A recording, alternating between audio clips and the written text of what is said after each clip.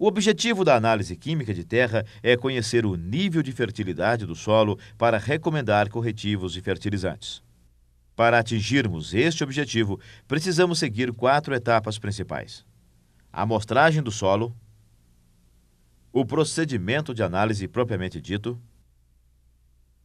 a interpretação dos resultados e a recomendação de calagem e adubação.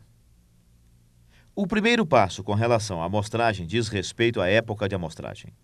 De uma maneira geral, a época é definida com relação à antecedência necessária para a compra e aplicação de fertilizantes e corretivos, visto que os calcários exigem um período de até 3 meses para reagir. O segundo passo diz respeito à divisão da área em glebas homogêneas. A amostra de terra deve ser coletada de uma área homogênea. Isso é fundamental para o sucesso de todo o programa de calagem e adubação. Então nós vamos verificar agora como que nós devemos fazer esse planejamento da propriedade para que possamos dividir essa propriedade em áreas homogêneas. Veja o seguinte, nós temos uma propriedade como essa, vamos tomá-la como exemplo. Nós temos aqui um determinado relevo, uma parte superior, uma parte de meia encosta e uma parte mais baixa do terreno.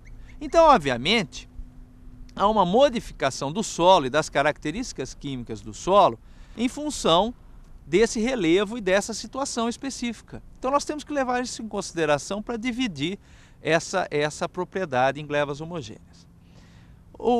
Quando nós pensamos em dividir, então, nós temos 4 pontos básicos que nós devemos levar em consideração. O primeiro ponto é com relação à cor do solo. Se a cor do solo se modifica, nós devemos dividir também aproximadamente naquela região onde está se modificando a cor do solo. O segundo ponto seria com relação à textura ou à granulometria do solo. Então nós temos solos que são mais argilosos, solos mais arenosos. Então nós devemos também levar isso em consideração quando nós fazemos o planejamento de divisão dessa propriedade em glebas homogêneas. O terceiro ponto fundamental é com relação à topografia. O solo ele se modifica em função do relevo, em função da topografia.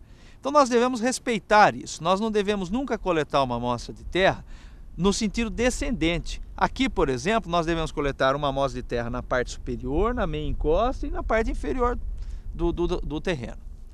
E, em último lugar, é a questão do histórico da área, ou seja, o que vem sendo realizado dentro dessa propriedade. Nós devemos dividir em função do histórico da área. Como assim? Sempre aquela área onde nós vamos coletar uma amostra composta, ela deve ter o mesmo histórico, em termos de calagem, em termos de adubação, em termos das culturas que foram cultivadas ali naquele local. Então, tendo em mente esses aspectos, uma vez dividida a propriedade em áreas homogêneas, que, diga-se de passagem, deve ser de no máximo 10 a 12 hectares, nós vamos proceder à coleta da amostra de terra dentro de cada uma dessas glebas. E é isso que nós vamos ver agora, como que nós fazemos esse procedimento. O terceiro passo da amostragem, o professor Luiz Inácio acabou de dizer: a coleta das amostras de terra dentro de cada gleba. Dificilmente você não terá uma ferramenta capaz de coletar as amostras, pois com um simples enxadão isto é possível. No entanto, existem instrumentos que foram desenvolvidos especialmente para isso e que podem facilitar muito a sua vida. Entre eles, vamos conhecer os 2 principais: o trado holandês